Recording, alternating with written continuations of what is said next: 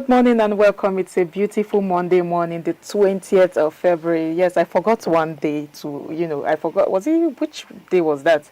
I forgot to count it, and Wale was like, he caught me. He's going to hold me for that. But then I'm not going to forget. I promise you guys. I don't know what this is doing, but I'll help you keep track of your day. And we are glad you're starting your day with us. Of course, we'll be tracking across the headlines, what's across the headlines for us this morning. And next, we'll be seeing how youths are preparing to, save up after retirement and what they are doing about pension.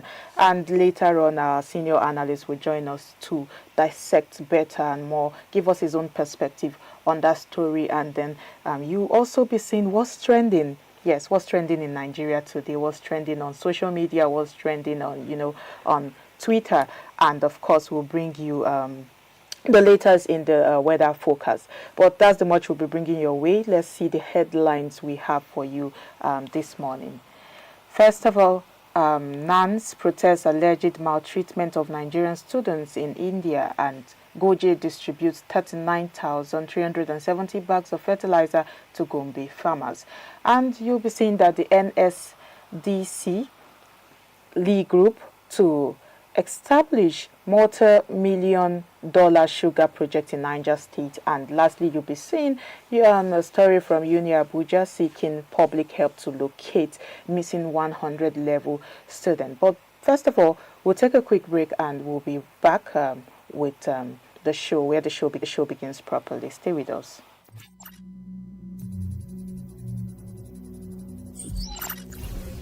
Enhancing cybersecurity. As cyber attacks grow more sophisticated, cybersecurity technologies are evolving to defend against them. AI-driven threat detection systems, zero-trust architectures, and advanced encryption methods are becoming the new norm. However, keeping up with rapidly evolving threats is a challenge, especially for industries that handle sensitive data like finance and healthcare. The cybersecurity market is expected to reach $248.26 billion by 2024. But the constant need for innovation and adaptation means businesses need to stay vigilant.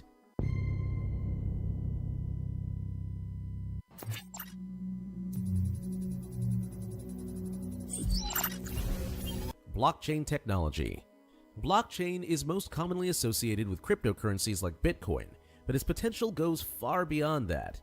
Blockchain offers a decentralized, secure, and transparent way to record transactions, which is being applied in industries like finance, supply chain management, and healthcare.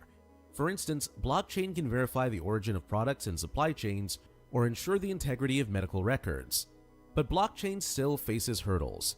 Its energy consumption and scalability are major issues. By 2025, the blockchain market is expected to grow to $39.7 billion. But widespread adoption will depend on overcoming these challenges.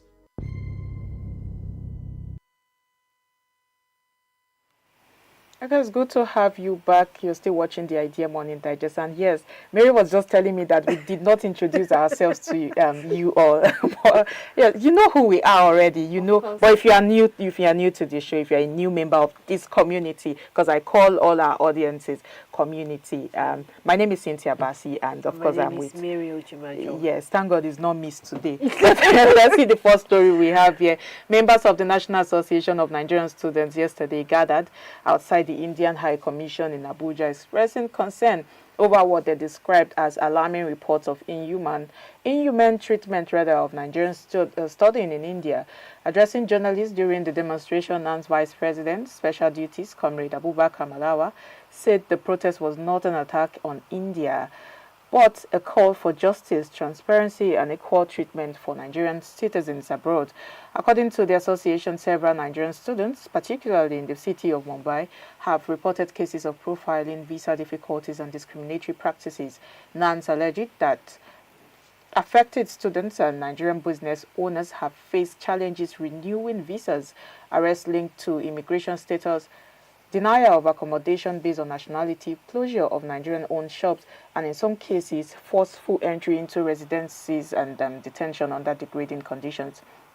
The group also raised concerns over what it described as irregularities in the visa application process, and it claimed that Nigerian applicants often pay processing and interview fees but are denied visas without clear explanations. The Association for the Alleged Disparities in Visa Charges, saying Nigerians at some points paid significantly higher fees compared to applicants from other African countries. And on accommodation, NANS claimed that some hostels and landlords in India have allegedly refused to rent apartments or rooms to Nigerians despite valid documentation. See, Mary, when I look at this, I don't just see a protest. I see a deeper, very concerning issue here about how Nigerians are being treated abroad and how seriously institutions respond when those complaints surface. That's why I'm happy that we are now reinstating our ambassadors, so Nigeria can have an intermediary between them and other countries where they reside. And India is not a small destination. We know that for Nigerian students. It's very long. It's very far, rather. And over the last decade, we've seen thousands of, Nigerians that have gone there to, study, especially medicine, especially, courses like pharmacy, engineering, mostly tech and sciences. And because, cities like Mumbai have, I think, minimal tuition fees. That's why a lot of people are going there. And I think what's this place in India called Bengaluru? And I think Delhi, as where most of them have far cheaper tuition fees compared to the UK. So we've seen a lot of Nigerians, tilt toward that side instead of going to the UK or the US. And for many middle-class families, I think India is more affordable. Just like when people were going to Cyprus and Ukraine. There was one time there was a surge. A lot of Nigerian students were going to Ukraine, were going to Cyprus to study medicine because they have affordable tuition fees. And that is the same case with India. And so when I see students start talking about profiling, they start talking about what they have to go through to, get their visas or arrest tied to immigration status, denial for accommodation, all of this inhuman treatment, all of this mistreatment and what. So that is not, I think it's not a minor diplomatic matter any longer. I feel like it touches livelihoods.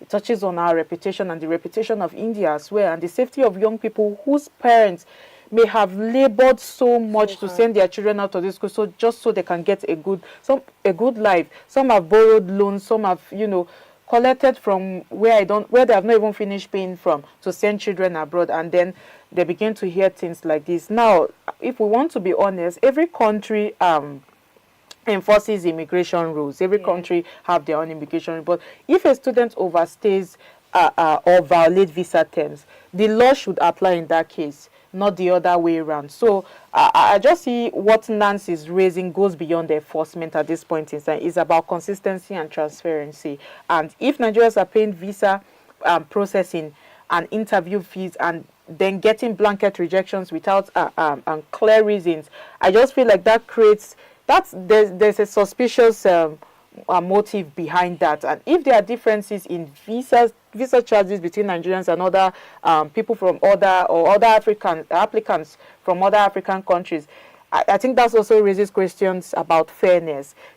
Something needs to be done about this. So I'll just say protests are fine if the NANS want to protest, but this is where we should be calling on diplomacy. That's why I mentioned ambassadors, which should stand as a channel, medium, an intermediary between the diasporans and their country, But let's look at diplomacy. Diplomacy must follow at this point in time. What is the Ministry of Foreign Affairs doing? What is the Higher Commission, the Nigerian High Commission in New Delhi doing? They have work to do here. This is where we need to call their attention. This is us even calling their attention, because this should not be handled through the NANS are just going and protesting and doing whatnot. This is a very serious case, and if it is investigated and discriminations are proven, I think it should be challenged formally. And of course, in some cases, I think immigration breaches being framed as discrimination. If it is being framed as discrimination, rather, then we also need to, honestly, from our own side, look at what we are doing wrong. That is another thing. Nigerians should look at what Nigerian students are going over there to do. Investigate this properly so that we'll find a middle ground. It won't be like, okay, we are creating problems when we are the ones causing the problems. Exactly. You've actually spoken well. It's one thing to come outside and complain, is another thing to properly investigate and look into the issue. Like you said, when some people were appointed as ambassadors, I was actually happy because I felt this was going to be where they are going to step in and start working in their offices, but I believe that is also in process. These complaints right now, like you said, is beyond what we are looking at. I am looking at it beyond what I'm saying, written already, because this can affect the students emotionally. This issue degrading them, invading their privacies, not making the environment comfortable for studies, not even minding how they were able to get there. Of course, they got there because they wanted the best for themselves and they felt they could get a better standard of education over there. So at this point, I feel that they should come to a common agreement. They should come to a common understanding, balance it up, check what is going wrong, check whether our students over there are being they are putting them, they are together, and they are not making sure that they are not committing any offense against the law of the country, and also get to talk to these people so we can work in unity and peace. I think working in unity and peace would make this fair for them enough, because like I'm reading over here that they are invading their privacies, walking into their residence without proper notification, and that is very, very bad, and it speaks poor of the country. So let's look into it and balance everything. Okay, so that brings us to the next story we have here, where we see that there's fertilizer distribution, the fertilizer distribution ceremony, which took place in Gombe, where Senator Mohammed Danjuma Goje officially launched the intervention aimed at strengthening agricultural productivity and enhancing food security. The lawmaker disclosed that a total of 65 trucks of fertilizer containing 39,370 bags have been procured for free distribution to constituents. Speaking through his aide, Alhaji Abubakar Adamu, the senator explained that the initiative is designed to support farmers during the upcoming wet season, especially amid rising production and input costs. According to him, beneficiaries were carefully selected across the district to ensure fairness and inclusiveness. He revealed that 23 beneficiaries were chosen from each of the 869 polling units in Akko and Yamalta, Deba local government areas, regardless of political affiliation. Stakeholders from the 22 political wards, including community leaders, religious groups, elders, women, and youth associates, as well as farmers, were also included in the distribution plan. The senator noted that the intervention was necessary to cushion the effects of soaring commodity prices and ease the burden experienced by farmers in previous seasons. He also emphasized that the fertilizers are being distributed free of charge without political consideration.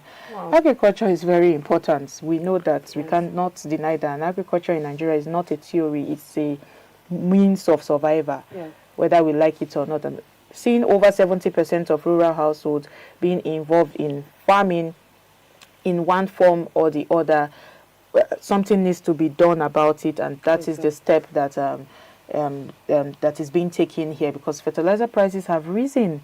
It has risen in recent, especially after the global supply chain disruption and the Russian-Ukraine conflict. We saw that a lot of we saw that what do they call them? Fertilizers were, the conflict affected fertilizer exports, and now a single bag that used to sell for under, I think, 10,000 naira at some point, or even lower at some point, climbed higher in certain markets, and they were being bought for up to 39,000 naira, 40,000 naira, and so on. Yes, and to see that some of these, so when we get to hear that 39,370 bags are being distributed free of charge, I like to see this, because that is not a small intervention for smallholder farmers. In as much as we can look at it and say, what is it? It might seem like a lighter, intervention, but I think it is a very, it's a huge one. I think it's a good contribution for farmers. But here is where I become very careful about this, because fertilizer has been a political tool in Nigeria for decades, especially because we are getting close to election. I mean, elections have started, if I'm not mistaken, and every planting season we, see ceremonies, we see truck being distributed, we see fertilizers being distributed, we see banners being rolled out, we see some form of intervention or the other. And the real question we must ask ourselves is about impact. What impact does this kind of intervention have on the long run? That's what we should be asking ourselves. It's not the one that will give people fertilizers today and tomorrow there's no fertilizer again. So what will those 65 trucks translate? Will they translate into measurable increase in yield per hectare? Will they translate into, will farmers also actually receive them directly? That's another thing, because sometimes these things are being distributed, but they do not get to the people that they are supposed to get to. Some middlemen hoard them and then begin to sell them at higher prices again to these people. So we just want to make sure that middlemen do not quietly divert some of this supply. And then there's a structure that describes that 23 beneficiaries, if I'm not mistaken, per polling unit across 869 polling units. I think that's a very systemic move, because it suggests an attempt to at fairness and broad coverage. So I think it's a huge number, but numbers alone, like we always used to say, would not do enough. Let us ensure that this thing gets to the right people. Monitoring matters here. Let's ensure that it gets to the right people. Let's ensure that there's transparency. Let's ensure that public the public list of beneficiaries, all these people that they have listed, truly get it. And then there's also that bigger picture of Nigeria spends. We know that Nigeria spends billions of naira on agriculture each year to support farmers, to support food security, but yet we are still seeing that inflation remains. Every now and then we are battling with inflation, which is stubbornly getting high as the day goes by. And if fertilizers alone can solve the problem, then food prices will be already stable. So we need to do more, extend it beyond even fertilizers. Yes, we need to extend it beyond fertilizers. We need extension services, we need irrigation, we need storage facilities, we need modern equipment for farming. Roads too needs to be put in place, especially in rural areas where farming takes place the most. And there should be market access. Let all of these processes in the value chain come to be in good working condition. So it's not just fertilizer input, one fertilizer input in a chain, and then the rest things are left. If you give a farmer fertilizer and you did not give the farmer grows the crops, and you did not give the farmer good roads to transport the crops, that will still perish. We still go back to talking about food insecurity. So I think, and also even giving farmers credit access is another thing, but that's a very long story. But first of all, we're talking about fertilizer, and we are grateful that they have taken one step, and it's a good intervention altogether. Aside Gombe State, I just wish other states will also get this free fertilizer to go across other states too, so that in as much as I'm not trying to look at it from the aspect of being political, one of the political manifesto, I just believe this should continue, because farmers will be very happy that their case have been brought up and it has been looked into, because this would actually help crop production, and it will actually help farmer in the long run, because fertilizer is one of the things that farmers cry about, and you see these prices of crops going high, food going high, and we keep complaining about the instability of food prices, because farmers too need to go through a lot to get you those food items. So if this problem can be solved for them permanently, pray they would definitely work hard to get other things put up together. And road too, very important, because transportation is also there. Getting your product ready and not getting means of transportation is another means of killing the vibe of the flow. So I believe this is a good one. It's an exciting news, actually. Okay. And let it come into reality. Let's be seeing it. Let it be manifesting.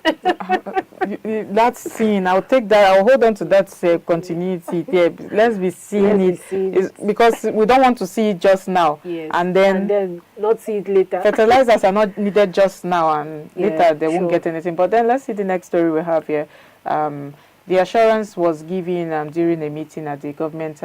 Okay, please take it up. Okay, the assurance, was given during a meeting at the government house in Minna, where Governor Umar Bago received a delegation from the National Sugar Development Council and the League Group.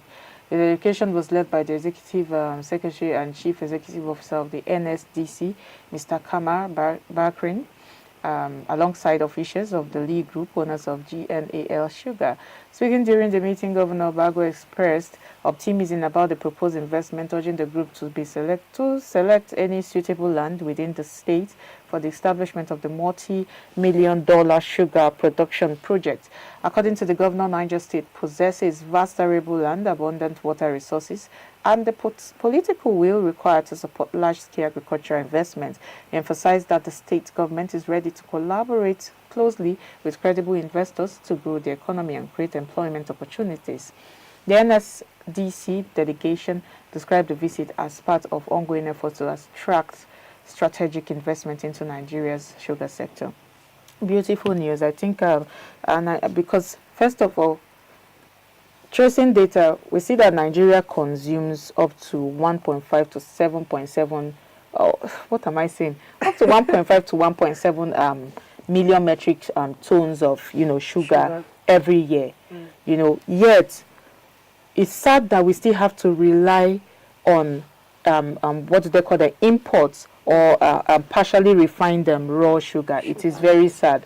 And I think we've seen some initiatives. I think there's one about the National Sugar Master Plan that was supposed to encourage the integration of many, I think, how do they even say, encourage backward integration, meaning many companies should rely on grow sugar cane locally, so they can rely on it for to process it. They can rely on it for production, so they can process it domestically. They can process it in the country. And so when I hear about multi-million-dollar sugar project like this, it fits into a long-standing national ambition that not just the states, not just Niger State, but as a country, Nigeria have, proposed before that this is what we want to do. A very great ambition. They've talked about reducing imports. They've talked about how we can even save foreign exchange from that. They've talked about how we can create jobs from that. And yet we've not seen something very serious done in that aspect. But now Niger State coming out to say we want to take this leap, especially because they have the land. Niger State is very big. It has a wide land mass, and it has river systems. It has good landscape for this kind of production, and it has often been. I think Niger State has often been described as agriculturally rich, and I'm very familiar with Niger State, so I know this for sure. But we cannot deny the obvious is the fact that it has been underutilized. It has been underutilized. So when the governor comes out to say that we have to do something about this, what do we have vast land for? What are we using it for? When we have so many things we can use it for. So I think that enthusiasm is very understandable here, because states are competing for investment. They want processing plants. See what Ogun State is doing every now and then. See what Osun State in particular is doing every now and then. And I think the Niger State is now coming out to say we want to move from just processing plant to they want to process plants rather, instead of just thinking of raw farming every now and then. Let's think of how we can start processing what we have as well. I think a sugar project is very huge, because we take sugar every day, like it's a need every now and then. Yes. So I think this will go a long way for food security, to go a long way for creating jobs for people, not just for even farmers, for people that are milling, for, even indirect jobs in the transport sector, in packaging, in retail. It will go a long way. It will go a long way. So, but again, I think we should just even slow down and ask some certain questions, very practical questions about the large-scale sugarcane production, because it requires serious infrastructure. We still go back to infrastructure. We can't talk about Nigeria's solution and growth without talking about infrastructure, because that is one of our major problems.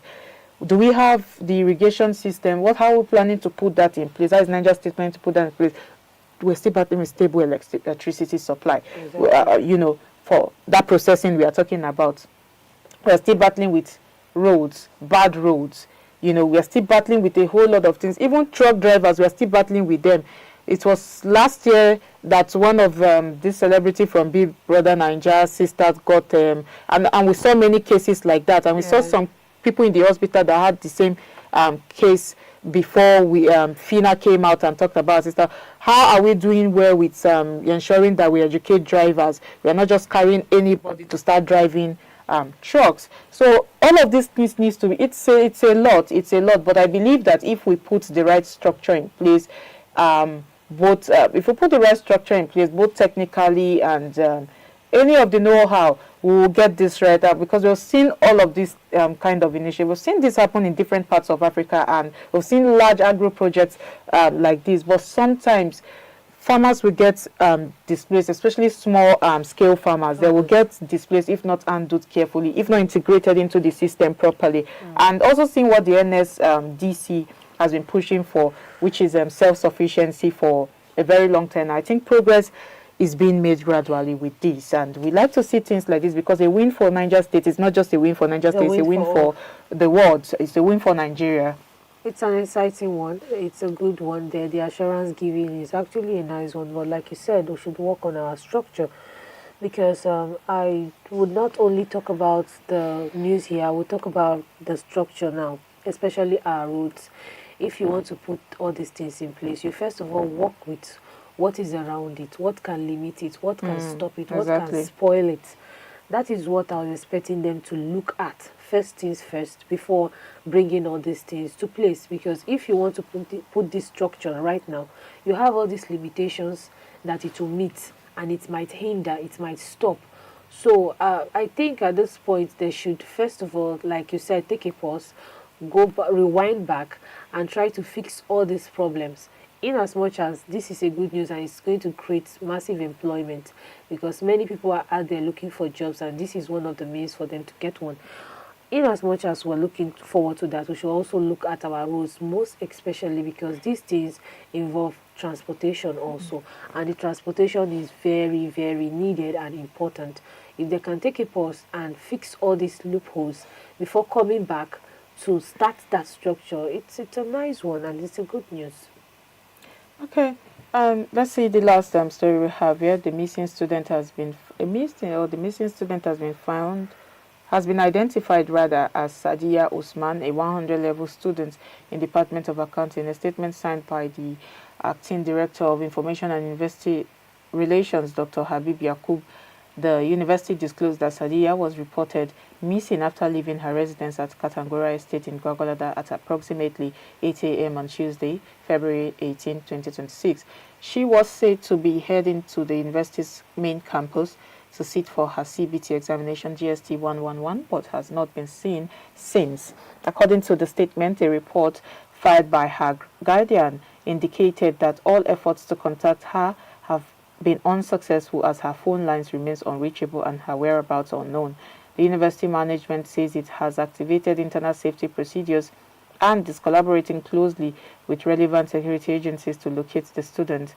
Expressing deep concern over her safety, the institution appealed to members of the public to provide any useful information that may assist in ensuring her safe return. Okay. First of all, are you sure that girl is not relaxing so well?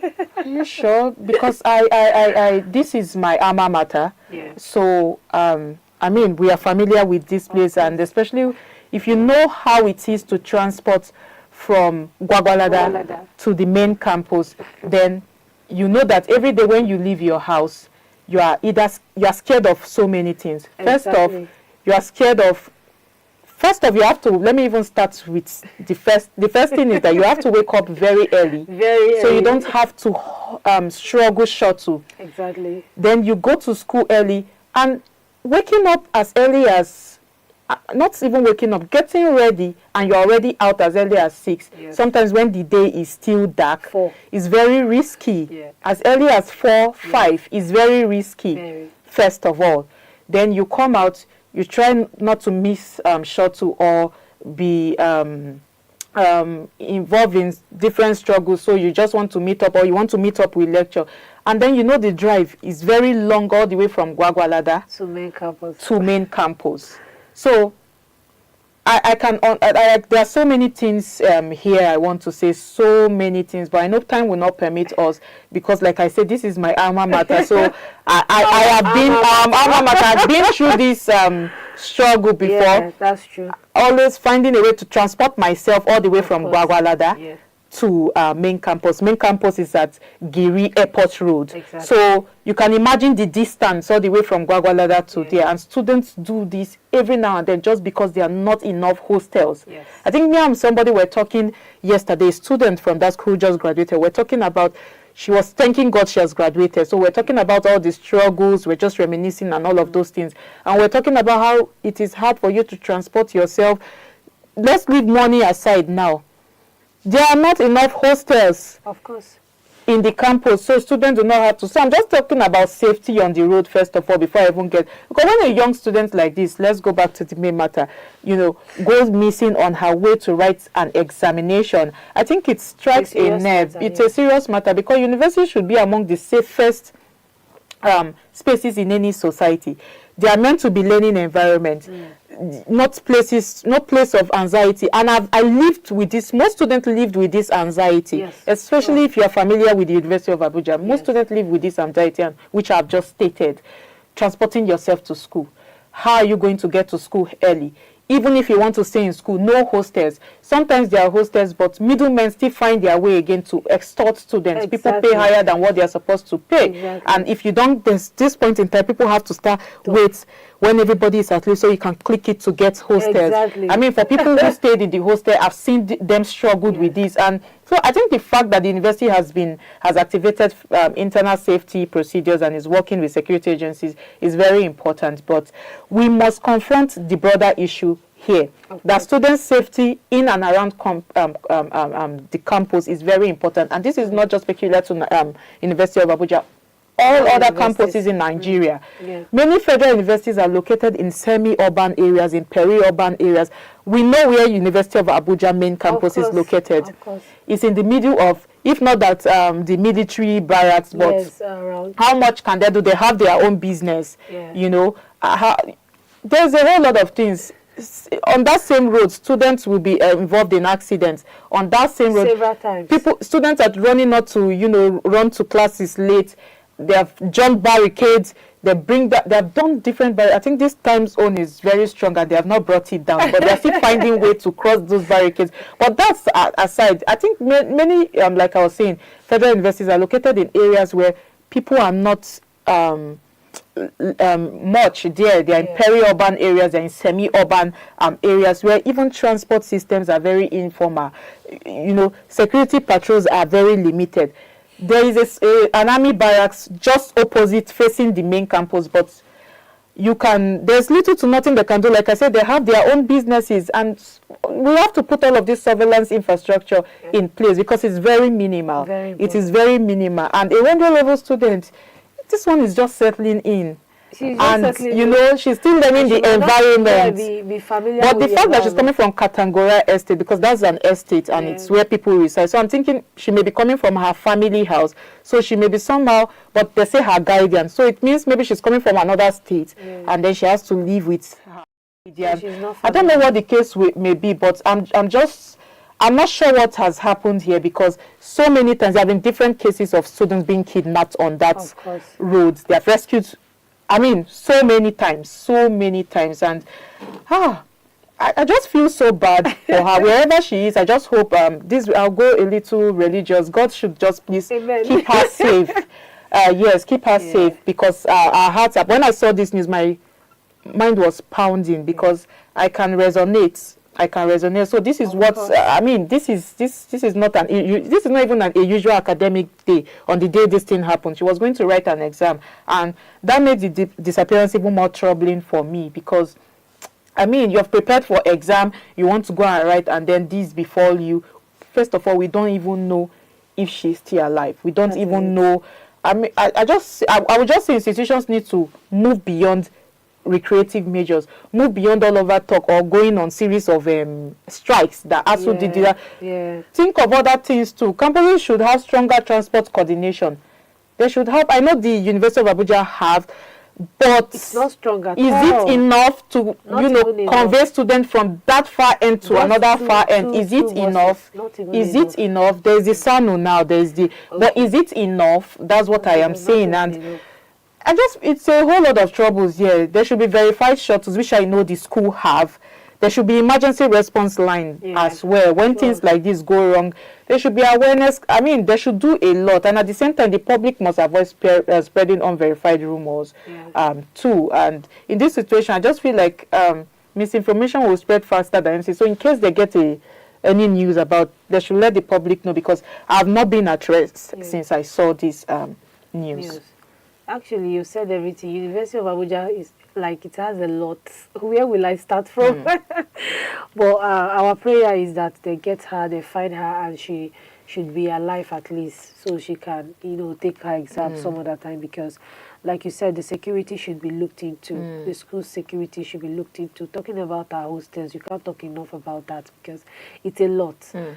Schooling in the University of Abuja was actually fun. It was actually amazing at the same time, because you get to see different experiences. Being there, I can really tell what the girl has been through for the past, you know, for her not to even have an hostel, for her to be stay with a guy there, it means there was no hostel space for her. So I wonder all the lands, all the lands that we have there, what is it used for? We should have. That's why Wike wanted to collect it. He said that lands that you are not using the land for anything. Exactly. Let me collect it and let's use it for something else. I don't think that's when they not cut it, and we are creating a road. I think that leads to, I don't know where it leads to, but he has divided it. Do with the remaining land what you want to do with it. I mean, the land is so. It's all the way from Giri down to Soka. It's so big. That's too much. And then going down to this other axis, the Goje sides, and we still do not have enough classes. We still do not have enough hostels. What's going on? What do we want to do with the remaining land? No, they need to do something about it. Exactly. We just have to go. That's the much we can bring for you this morning across the headlines. But let's see the recap of the headlines we brought to you. You saw that NANS protest alleged maltreatment of Nigerian students in India. Goje distributes 39,370 bags of fertilizer to Gombe farmers. NSDC lead group to establish multi-million-dollar sugar project in Niger State. And lastly, you saw that UniAbuja seeks public help to locate missing 100-level students. We go on this quick break and we'll be back with the discussion segment.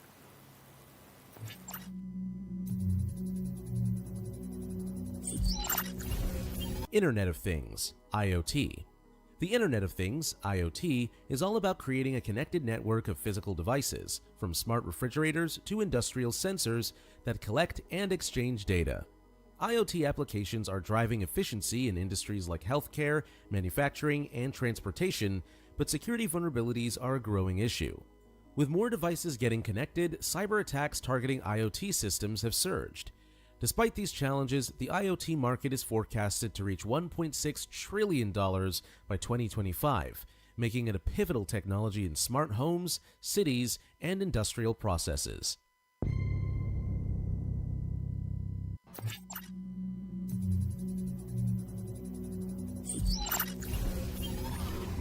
(5G) technology. 5G technology promises to be a game changer by delivering ultra-fast internet speeds, low latency, and the ability to connect millions of devices seamlessly. It's going to fuel the future of smart cities, autonomous vehicles, and IoT devices, allowing them to communicate in real time. However, 5G rollout isn't without hurdles. High costs of infrastructure and regulatory issues in some regions have slowed down implementation. By 2026, the 5G market is expected to be valued at $667.90 billion, with the US, China, and South Korea leading the change. The challenge? Cybersecurity risks and data privacy will remain top concerns as more devices become connected.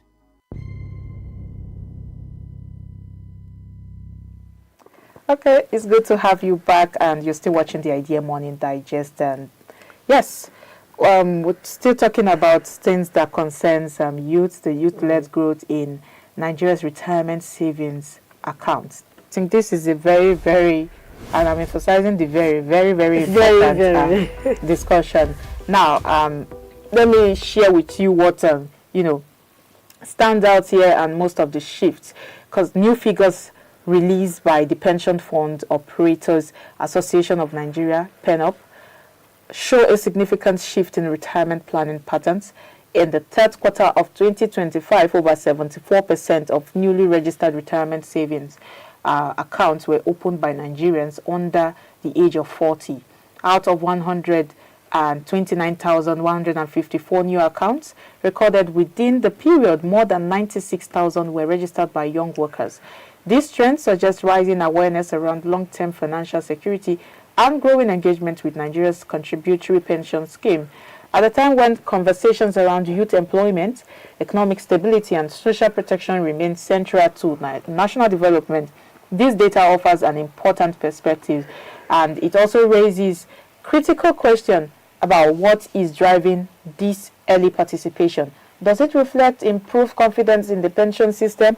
And what does it mean for Nigerians or Nigeria's long-term economic sustainability? Let's take a closer look, Mary. Now, I think I was going to talk about what really stood out to me here with this shift, seeing the, what is happening in the pension space. Because young people are beginning to take retirement savings seriously in a country like Nigeria, and I'm like, okay, this is becoming very interesting. It tells you something deeper than people than compliance. It tells you something. Let them not be happy first, that they are doing something good, and they're getting young people to comply with all of their terms and whatnot. There is something deeper than compliance. This is not just about compliance. To me, I just feel like it suggests a change in mindset. For a long time, many young Nigerians saw pensions as something very distant. They do not even really understand, almost even abstract. But retirement felt too far away to matter. Let me even digress a little. The other day I was saying, time is running. I didn't know how I got to this age that I am now. Like, how did it happen? And I'm beginning to think that 40 is not far away from me again. 50 is not far away from me. I know life begins at 40, but then I'm like, okay, I have like maybe 30 more years or 31 more years too. You were so calculating. 60. I was calculating everything, and I was like, okay, how am I going to start planning for my retirement? Because I was of that school of thought, or of that group of people or that category of people that want to retire at 50, 45, 50. But now I don't see that. I don't see that. I don't see that in sight anymore. Yes, I have a change of mind now, because going back to what we were saying, I just feel like retirement felt too far away to matter. Especially when there's daily cost of living. You can almost not afford some certain things you want to have a good life in Nigeria. Cost of living, inflation is staring at your face like this. So far, we've seen young workers get to sign up now, despite the inflation, despite the cost of living in Nigeria, despite even job uncertainty in Nigeria, or the unemployment rate we're talking about.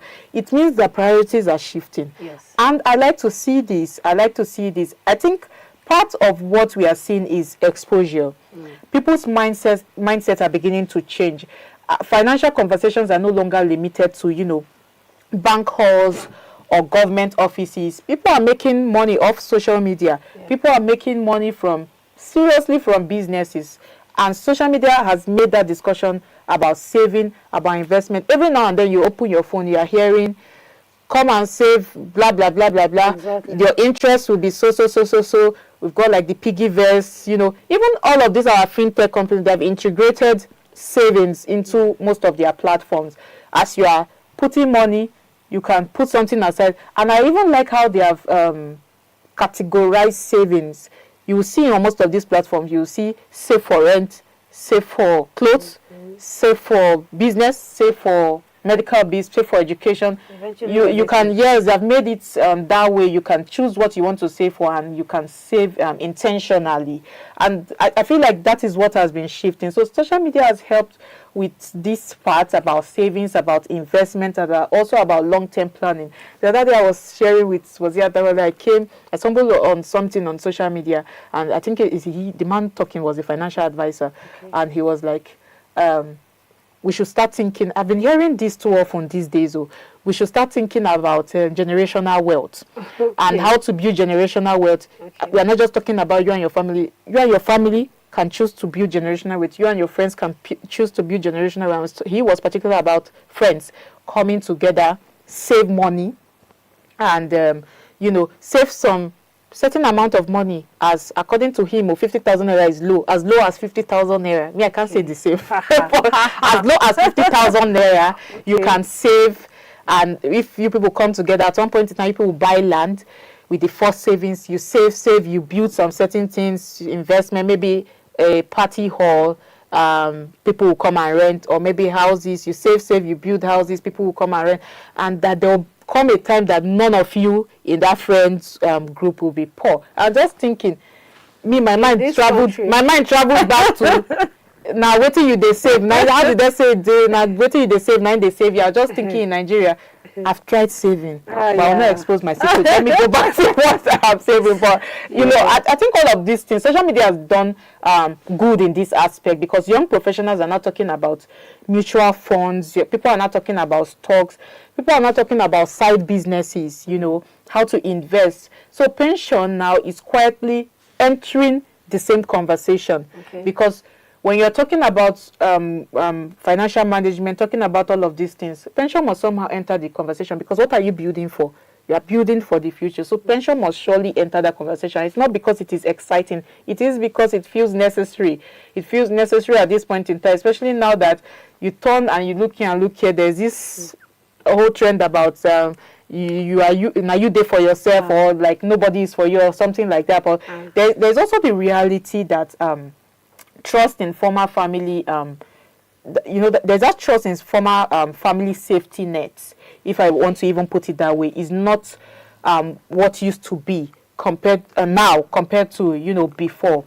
In the past, you will see that people relied heavily on extended family support. Exactly. You always hear my uncle. I was thinking when I grew up, I've never known any uncle, but I was thinking when I grew up, one uncle will come from nowhere. I just thought it's a normal thing. One uncle will come from nowhere and, you know, help me out, come and take a job, come and get. But I think that family support is now old age. People are now thinking about how to fend for themselves, every man for themselves. In this aspect, it might be good, because today economic pressure has made that model weaker. Families can no longer fend for children.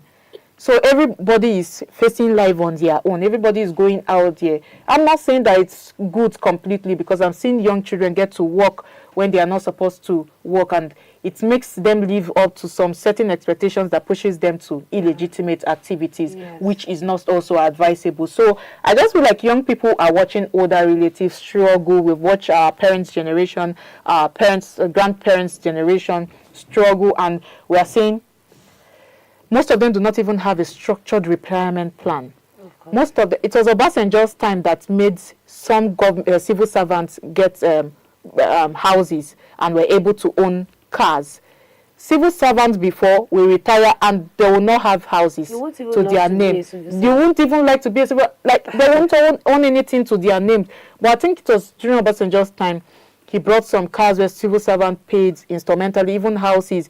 You could buy government houses, you know. That was when the whole instrumental payment thing started for civil servants, and it was it made life beautiful for most of the retirees that came after that time. People were able to own houses, you know, see what you worked for, see what you struggled all the past years for. And I think that live experience has been a powerful teacher for young people, and young people are now standing up and saying that we want to think ahead. It's pushing young people to think ahead and, you know, seeing what they want to. But saying too much, you said everything. In fact, I'm just listening. Like, go ahead. We have a lot of things to talk about here. She's saying my mind. She's saying.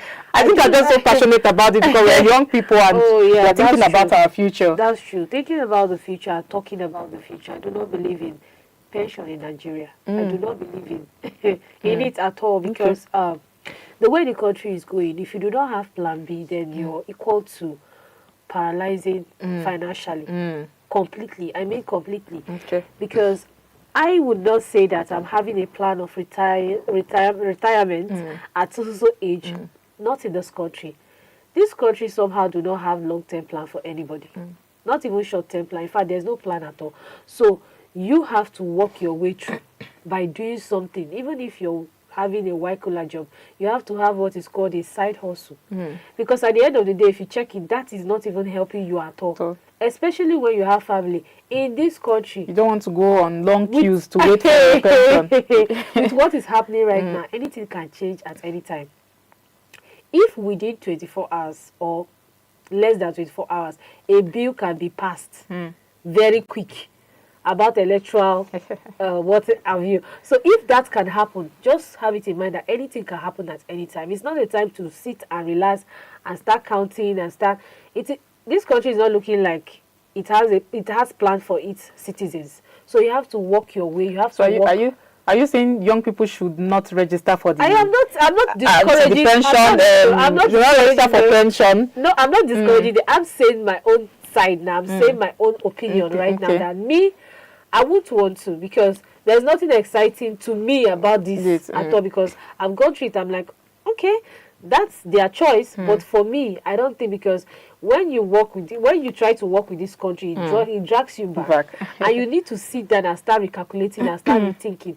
You see, social media these days, social media giving people money these days, is because somebody put effort to it and saw that it could pay at the end of the day. Others came and it became a community where people now receive. So you see that the trust level the citizens are having in this country is dropping by the day.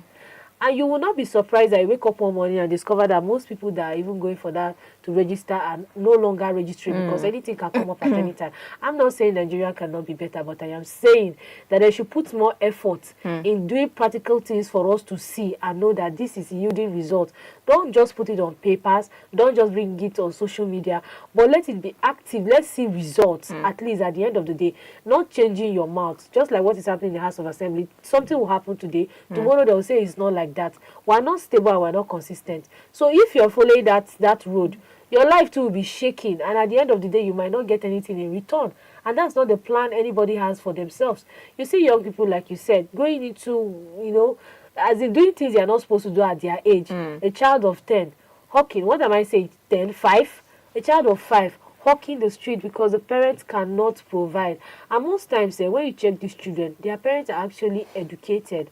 They got some level of education. They want their children to become like that. But the country frustrated their effort to the extent of them sending their kids out for businesses that they know at that age they are not supposed to. So it is not balancing the way it should balance. And me, I'm not falling back to, all these things. I think I'll categorize you as the older generation, because I'm happy. As the older generation, I'm happy for this development. Because you know that, most of people in the older generations do not really value retirement planning. Exactly. So, and it may simply be that it's because, just you said, the system was not built around economic reality. Yes, that's true. A lot of people, that's why I go back to education. Yeah. First of all, education and then trust. Yes.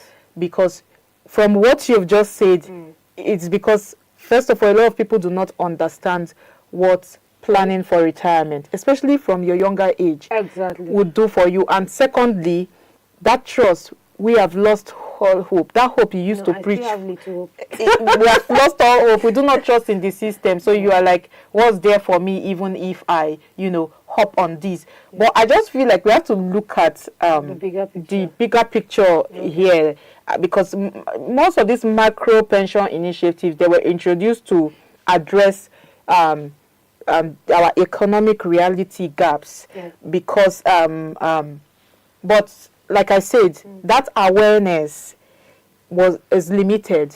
It's still limited, was limited, and is still limited, because if we talk about accessibility, that is what we are seeing in this case, is improving. Because they are getting a lot of young people now to register for pension, but the adoption remains very modest. And that's where I go back to, what about people that are not in a formal system? Yes. Because technically, people that are in the media or in an organized organization, in a company, in tech, in this, can automatically, enroll in all of these things. But what about people that are in, how do I put it, small scale farmers, you know, people that are doing small That businesses, people that have kiosks, people that are artisans who do not have direct access, because this thing now is going digital. But some people are there that do not have direct access to the digital platform that much, and they are not digitally inclined that much. So this is where it reflects the structure of our labor market.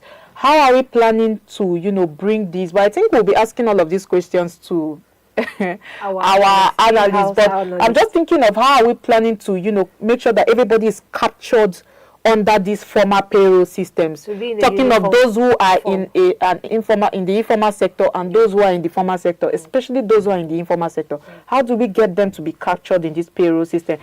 Because without structured, you know, employer-employee relationships, all of this payment enrollment becomes less automatic. So there has to be a structured alignment here. And like I said before, and if truly we want that broad social protection, we just should know that the informal sector participation must increase, because they constitute the workforce in Nigeria here.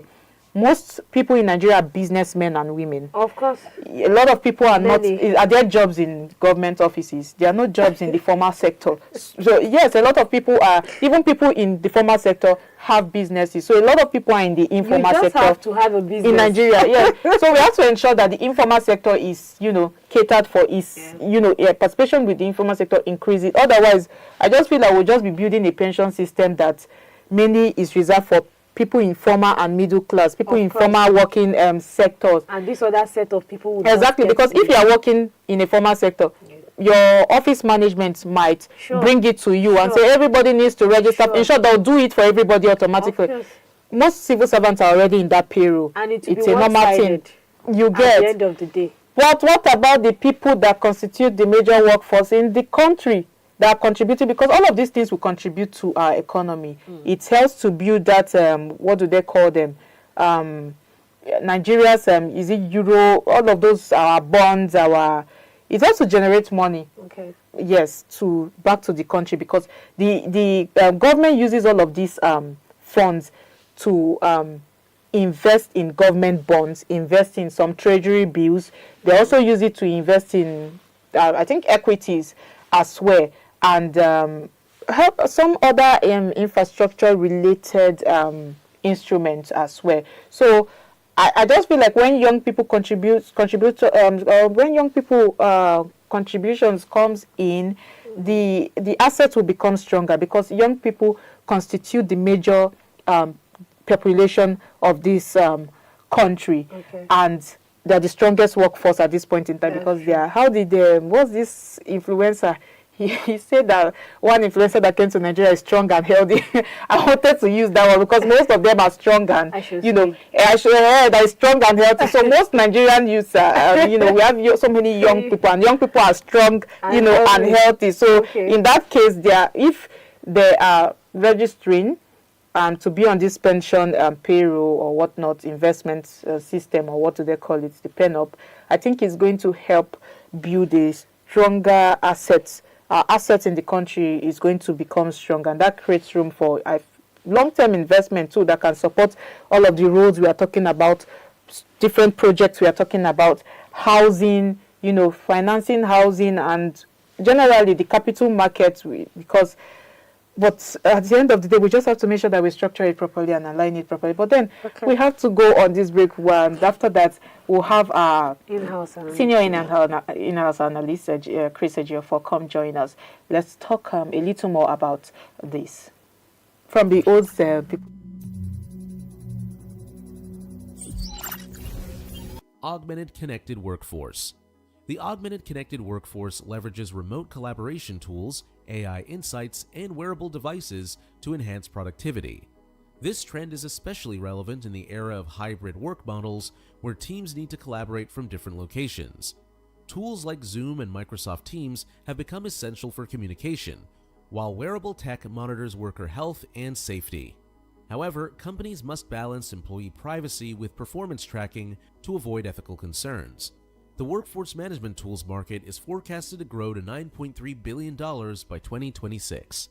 There you have it, the 20 game-changing technology trends shaping the future.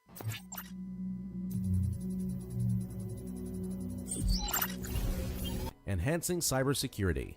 As cyber attacks grow more sophisticated, cybersecurity technologies are evolving to defend against them. AI-driven threat detection systems, zero-trust architectures, and advanced encryption methods are becoming the new norm. However, keeping up with rapidly evolving threats is a challenge, especially for industries that handle sensitive data like finance and healthcare. The cybersecurity market is expected to reach $248.26 billion by 2024. But the constant need for innovation and adaptation means businesses need to stay vigilant.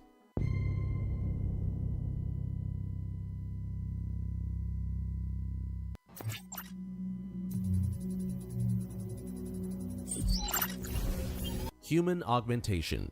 Human augmentation is enhancing human abilities through exoskeletons, wearable technology, and brain-computer interfaces. For instance, exoskeletons are helping individuals with mobility challenges walk again, while brain-computer interfaces allow users to control devices with their thoughts. However, concerns around accessibility and privacy remain. The market for human augmentation is expected to grow to $298.5 billion by 2027, driven by demand in healthcare, defense, and personal productivity tools.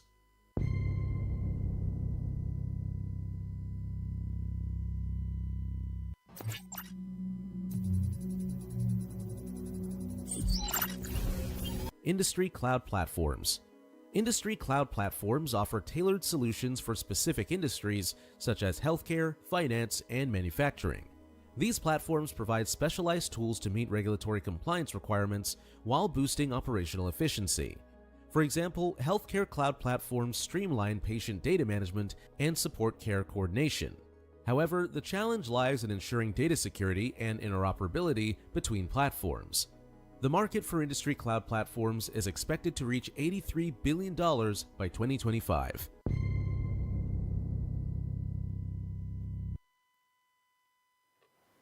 Okay, it's very good to have you back. And yes, we are still talking about youth-led growth in Nigeria's retirement savings accounts. And yes, we've been talking about, we've seen that young people are entering the, what do they call it? Young people are beginning to get interested in retirement savings, you know, and young people are, it is confirmed that young people are now registering for pension. So that is what we are talking about today. And, you know, pension is currently entering that conversation. And we're very surprised, like, okay, young people in Nigeria being interested in, you know, pension, and it's exciting, and it also brings some mixed feelings. Yes, and I told Mary that we are going to have we are representing the younger generation today, and you are going to be representing the older generation, because like I was sharing with her, living with my parents for some time. I mean, my father being a civil servant, they do not believe in what do they call it, pension that much. Although he didn't really have where he worked, he didn't struggle with pension that much. But most of them do not really believe in that pension because they feel like it's like the system has, you know, failed them.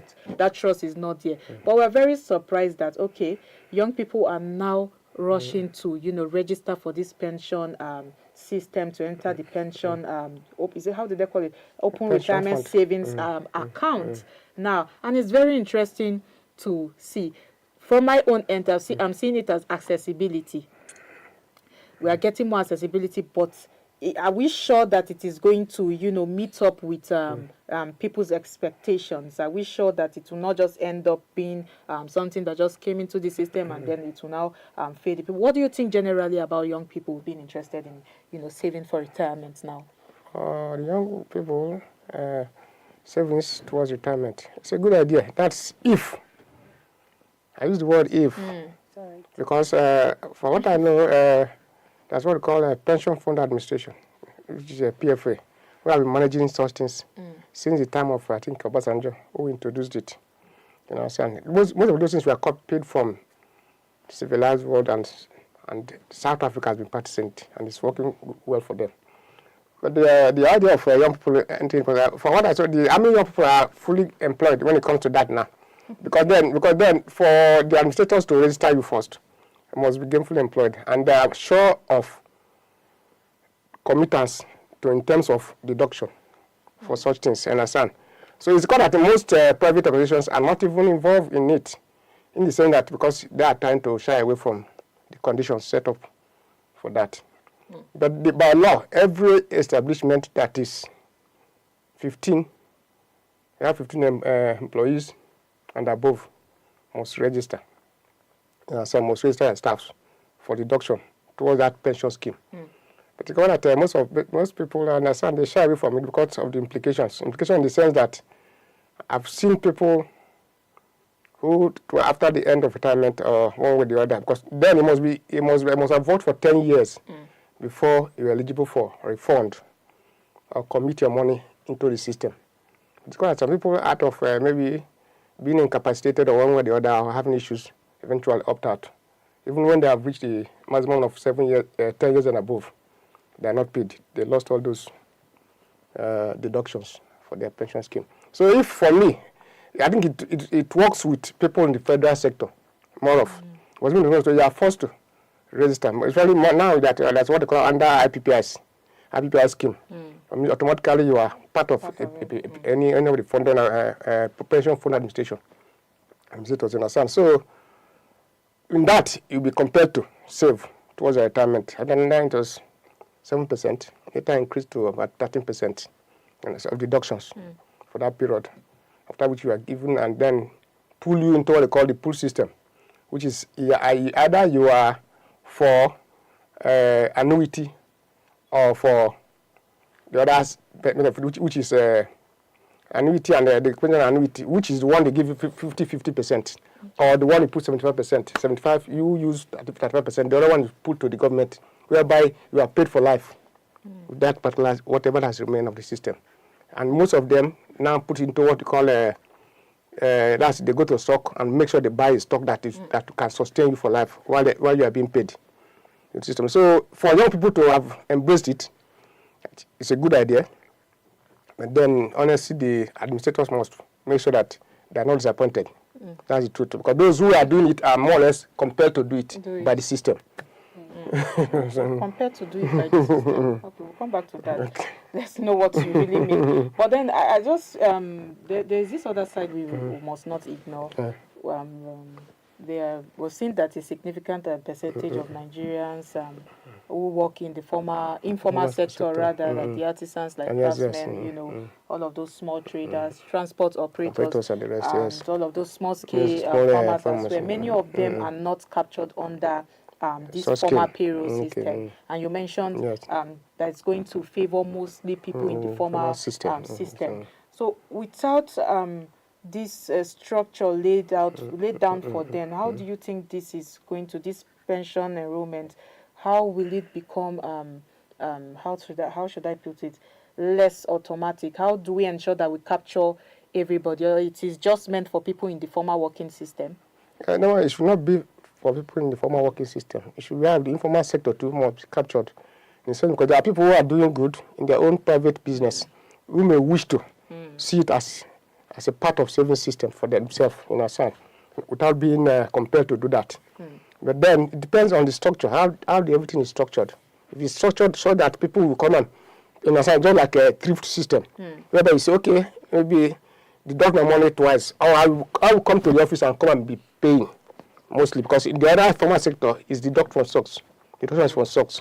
But in this particular one, you have to be honest to yourself that, okay, every month I must go. Just like what they call insurance scheme, more or less, you understand.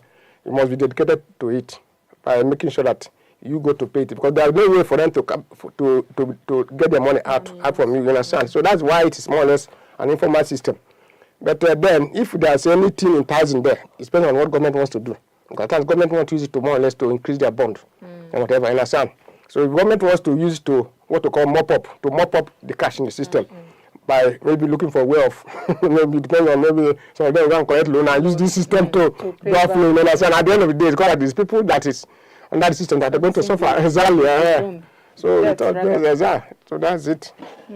So talking about servicing debts, because you mentioned something about let it not in turn not favor young people, because that was where we were talking about trust in the system. And I'm just looking at, since we're in a digitalized world now, how do you think the digital system can, help, mitigate this, should I say, is it an issue? It's a challenge, it's rather. a challenge, yes. But I think with the digitization, I think the young people who have more or less, I think more than half of them have embraced the IT system. I think they can even, just like we said, rather than going to, like in days of my dad, then they will go to, must go to insurance to go and pay yourself and the rest. These days, from the comfort of your home, you can send their own contribution toward the system. That's where it's good for the young people. But the main thing is that now, enabling environment for them to thrive, their business to thrive. Because when business thrive, you can remember that you want to save. So if your business is not thriving, you cannot save. So it's all depend on what the systems is providing for the young people, and at the same time the policies that must favor the young people to be able to fall into this new system I'm talking about. I think very, very interesting what you've said, because just like you've said, reiterating it, that creates like room for, should I say, long-term investment that can support a whole lot of things. And if, I'm even looking at it, what came to my mind is that these monies are going to be used to, not debt this time, they're going to be used to, invest in maybe projects, housing, finance, and whatnot. But yet we do not have a thriving ground that can enable people get what to save. There's, like I was sharing with Mary, there's what we young people usually say in Nigeria, that now the money where you save, go, save you tomorrow. But there's also an issue about what should I call it? Gender participation. Yes, there's also that issue of gender participation. And I find the increase in female registration very interesting, because they say a lot of female, the female gender registered for more than yes, more than male. And it reflects, I feel like it reflects that gradual changes in the workforce participation, and women are entering corporate spaces. I think that women are now, entrepreneurs. I think most women are entrepreneurs. It's also expanding among women, and all of those dual income, households are becoming more common in urban areas. But I just want to hear your own point of view about this gender, should I say it's not longer gender, this gender thing. There's also that, advocacy about women. Is it because of the push these days about women around how they can financial independence and whatnot? What do you make of all of this? The gap actually is getting bridged. In terms of the male counterpart and the women counterpart, because that before it is the men that drives the more or less the economy, even at home. But these days, women have entered into the system. There are women who are financing most of the projects at home too. So now it's covered that. And because of that, there are a lot of informal financial institutions now. That the students, so they come to their house, even to their shops, collect money. So people save more than even the fully employed workers. Every day they are contributing money. You are coming to pay 2,000, some increase it to 5,000, depending on the kind of business they are doing. So because at all these informal sectors, they are now thriving now under this scheme, more or less, in a sense. But you know that men, generally, the millionaires are more fully employed. That was called that. If you look at the ratings, it's about 17% of the men and about 50% for the women. But then the gap was much wider open before when it comes to the two genders. But now I think the women are trying to bridge it. So it's called that it's a good thing for better. We believe with more of this awareness when it comes to women, the women coming into the main formal and informal sector in a sense. Because that this gap will continue to be bridged in the sense of that. But then I think it's a good thing when you have both genders trying to be part of the economic system. Okay, I don't know. There's something you said that has carried my mind to this susu, all of this lapo. So I'm thinking, because that's what many people have, especially women, in the informal sector have relied on fully. most times. And so I'm just thinking, how is it going to completely, because for people to rely on that Lapo and Susu, is how am I condemning it? No, Lapo and Susu and the rest, many of them. If people Ajo and the rest. People relied on it for this far, this long, it only means that people trust in that system. It is working. So does this mean that there is a gradual shift? Is it going to do any? Do you even believe in that system? Does it really work? It works for people. Is it legitimate? Yes, legitimate. Because they are because many of them are registered under the Corporate Affairs Commission. Okay. So many of them registered there. They are more. You see, the banking sector have now realized, which is more or less the formal sector of banking, have now discovered that there are a lot of money in the informal sector than those who just retire to come and save money. So the banks too have joined them more or less. You see, ladies from the marketing department, they resume money in the bank by signing and they're off. They're going to market to go and meet women. And they are from banks. So it's got that they have done them and they are given a target too. You understand, in the banking system. So the banking system now have joined the other informal sector to make sure that they mop up the money in the system too, and not just people coming to them now. So it's a thing that it's a thing of joy. It's all more or less policies of economic policies that are favoring the masses. You understand, because more or less things are not being formal again, more or less. So it's a good thing. I just feel, however, we must be careful because you mentioned that because this growth intention, I said, it has to be matched with what do they call them? Strong governance and security. Yes, security as well, and very transparent investments and decisions. Because young people, I'm speaking passionately about this as a young person because a lot of young people are jumping from one job to the other. So that's where we go back to security you talked about, because there's no financial security somehow. If today you have spent 6 months in this job, next tomorrow you are spending 2 months in this other job, I'm not sure how consistent you can be with your financial flow. So I'm just saying, because young contributors will only remain confident if this system works and is secure. There is thriving ground, issues around even delayed payments, policy uncertainty, because that's another thing again. We'll go back to this policy. We are seeing this policy today, another government comes, another leadership comes in and it changes, and then there's that poor financial management too. I don't know how much financial, but, well, I just feel like, on another thought, seeing more young people opting for this, it only shows that they are beginning to understand or have financial literacy, or financial better understanding of financial management, and I feel like confidence is just the only backbone to this pension system. We just have to build that. The government rather just needs to build. But what do you think the government can do? More or less, it's all dependent on policies. And when it comes to policies, you must make sure that whatever investment system you put on ground is well secured. So that people don't lose their money. Because I've seen a lot of, I remember when we have issue of merging between banks then. There are no woman in Lagos there who lost about 30 million. The woman died there straight. You understand? So when banks are merging, and you understand, due to all these are part of insecurities in the system, which I think must have been put in place. I remember, thank God for the governor of Anambra State when he was the CBN governor, Soludo. He made sure that out of the about 100 banks, you have to do recapitalization, have to reduce them to about 10 strong banks. You must be strong, you understand? So when you're not putting your money these days, you are sure that your money is safe there. You understand? In terms of any banks now, it's not question. The same thing they have done to in what they call it, insurance sectors too. Insurance sectors have done recapitalization from 10 billion to 50 billion now. If you don't have 50 billion, you cannot set up an insurance. But before people do it to scam, I remember my dad, all the money he put before he died, all of them, when we went for the money, we could not get it. But now it's not like that. For every insurance that is on now, you must make sure that you are registered fully and must have a very strong financial base. So Nigerians even understand insurance. It's an insurance too. No, it's all part of the monetary system. Understand, which more or less want to put money in the hands of people. So this is an security, exactly. Insured. Exactly.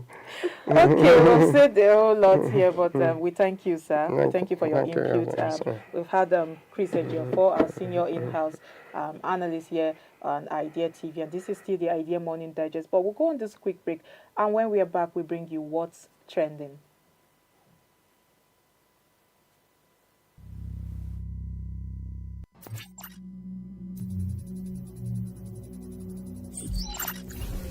Internet of Things, IoT. The Internet of Things, IoT, is all about creating a connected network of physical devices, from smart refrigerators to industrial sensors that collect and exchange data. IoT applications are driving efficiency in industries like healthcare, manufacturing, and transportation, but security vulnerabilities are a growing issue. With more devices getting connected, cyber attacks targeting IoT systems have surged. Despite these challenges, the IoT market is forecasted to reach $1.6 trillion by 2025, making it a pivotal technology in smart homes, cities, and industrial processes.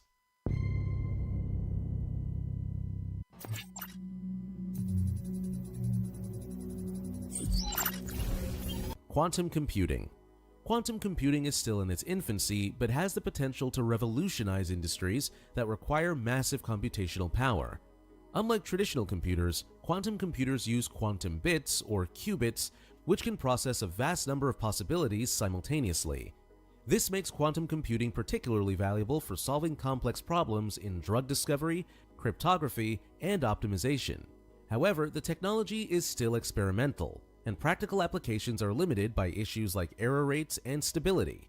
Despite this, quantum computing is attracting massive investments from companies like Google and IBM, and the market could reach $64.98 billion by 2030.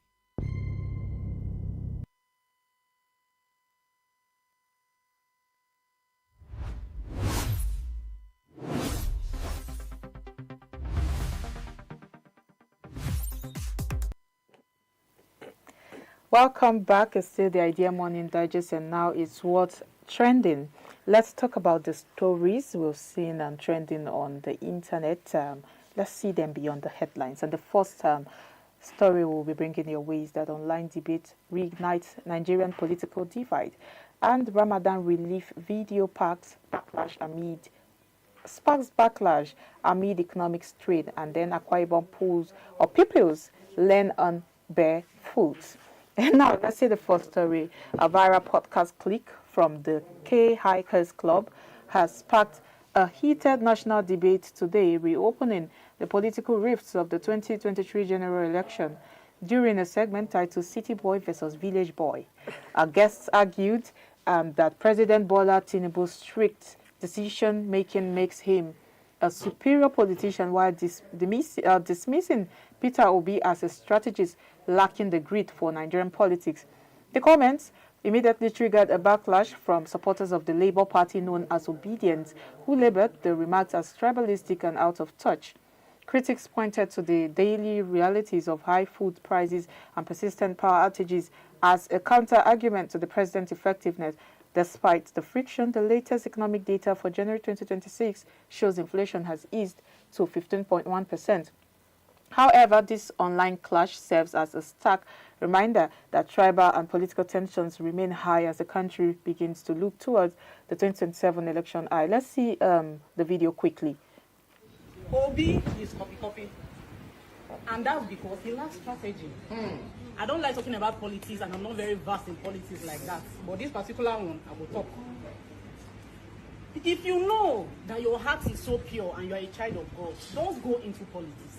Politics is not for the faint-hearted. Politics is not for when a decision is brought and you'll be thinking, you have to hit the nail on the head. That's why Tinubu will always be ahead.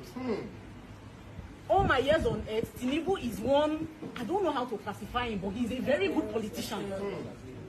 He's a bad man. I don't like I'm suffering, but it does not change the fact that man plays politics the way it has to be played. She said something. She said that if Jonathan had done what Tinubu is, Jonathan is a soft man. Same with Obi. You cannot be soft and be playing politics. Politics for strong-hearted people like us. You will make a decision. You can say, go and kill that person, and bam, your mind no go shake. Like you will sleep well fuel at night, and you know you killed somebody. That is what politics is. So it's not about coming here to talk Holy Mary Mother of God. There's no such thing in politics. You play the politics, you take risks, and you do it as it should be done. And that's what Tinubu is doing. He plays the game very well. Okay, thank you. Serious contest there between the soft-hearted leadership and the strong-hearted leadership. Who is a soft man? Who is a strong man? I mean, but when I look at the renewed clash between supporters of President Bola Tinubu and Peter Obi, I don't see just another media fight. What I'm seeing is people reliving. I see how deeply 2023 is coming to play in people's mind. It's still in Nigeria's political memory. It's still haunting people because President Bola Ahmed Tinubu won a tightly contested election.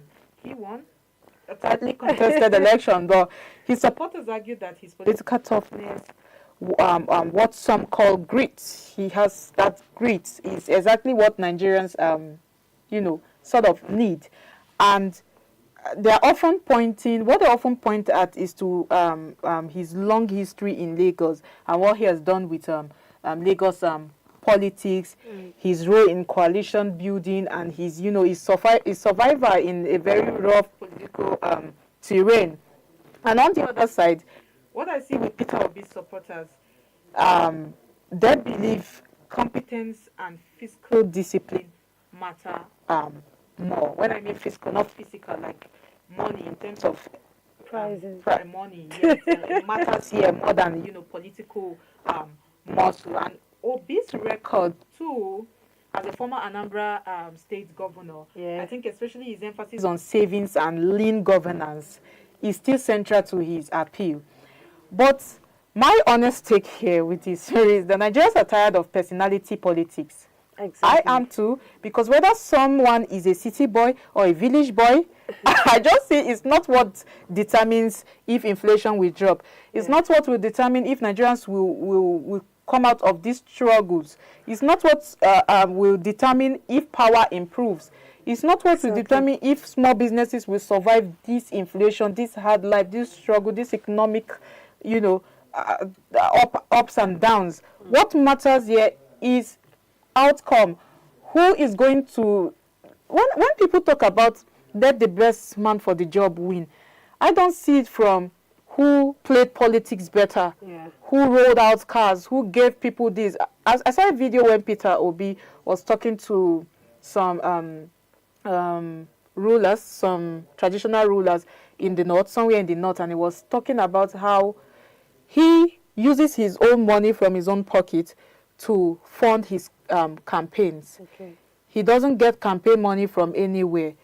He is not the candidate that will come out. He was saying, I'm speaking, he was saying that he is not the candidate that will come out and tell people, vote for me, I'll give you 2 naira. Vote for me, I'll give you this naira. He was talking against the present regime as well, saying a whole lot of things. So I'm just saying that the optics matters here. It's not about village boy. It's not about city boy contest for me here. It's just about that discipline. At the end of the day, we want to see, yes, we have inflation. As we heard that inflation is easing. We are hearing. I'm not seeing. I'm not feeling it. The inflation has eased since January 2026. And we're in February, almost out of February. And that sounds like progress when you remember it, when you remember that the last time I checked, it was above 30%. Yes, and then at some point, that was at some point in 2024, entering 2025, it was at about 30%. And according to them, from 2025, sometimes in 2025 to 2026 that we are now in, it dropped to 15.1%. And that's huge. That's like half of half. And I'm just saying that decline is not small. It's good, but people don't live inside percentages. I'm not feeling it.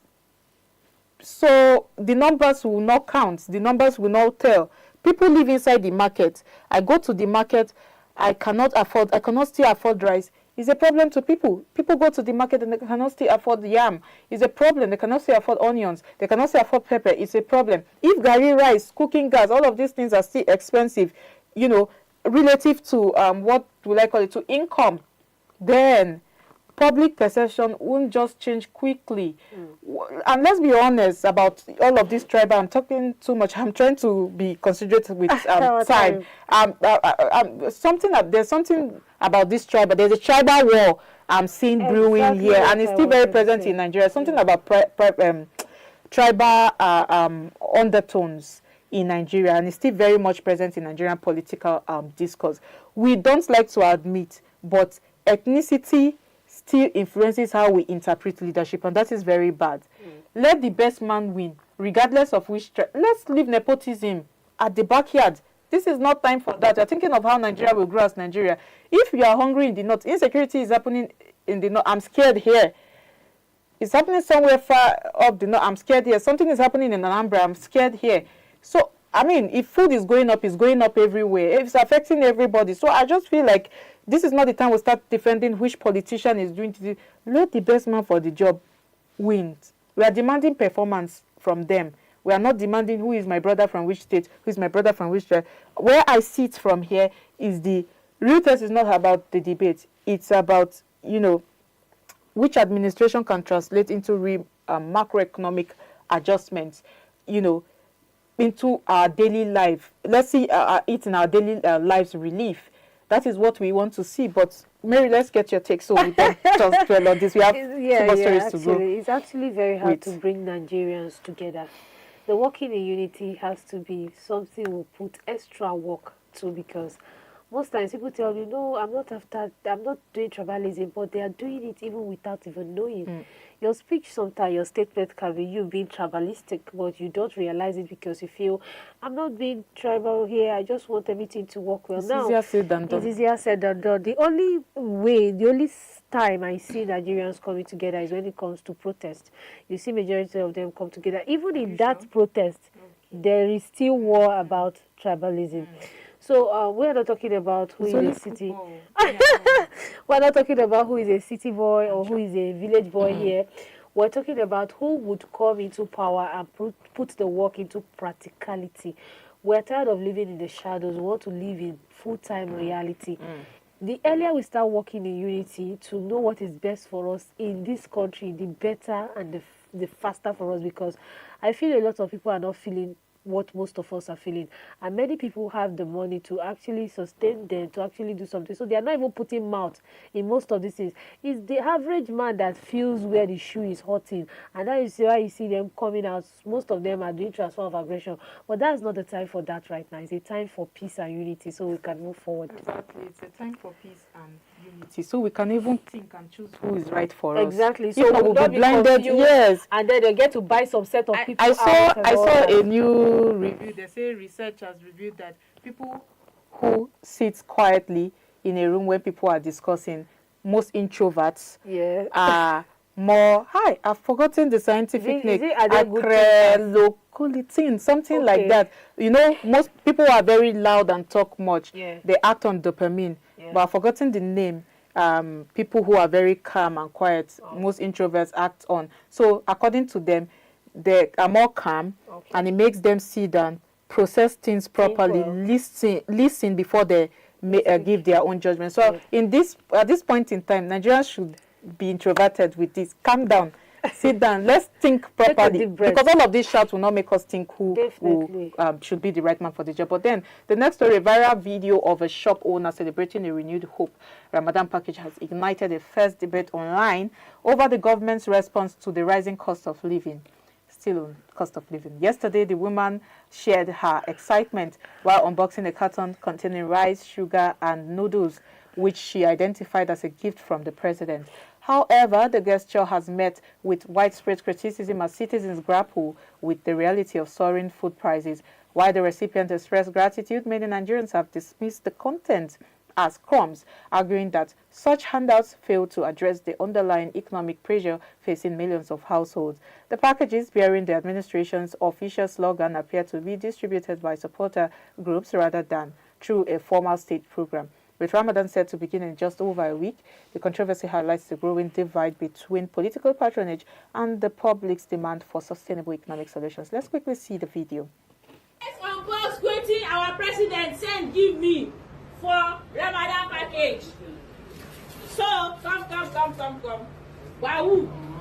See, easy to receive Ramadan package from your president, from your country president. You know, Siam. This one is not for sale, yo. You see that dash me sugar. I go drink daddy. See me. They send me cow there. Make I drink tea inside Ramadan. Siam. Another one. Easy make you collect gift from your country president. If you hear Opeke don't be small girl. So this is macaroni 1, 2, 3, 4, 5, 6. 2. 6 sauce. Then spaghetti. You see am? If you use your run am. Opeke look like a joke to you. See King's oil. This one is 1 liter. You see, I'm tomato paste. You never finish, oh. You see Maggie? Now, come see rice. See. I'm very sure this one is like 5 kg or 10 kg. Now, free. The right arm, not for sale. You see the president picture? If you use the run arm, put some respect to my name. Thank you.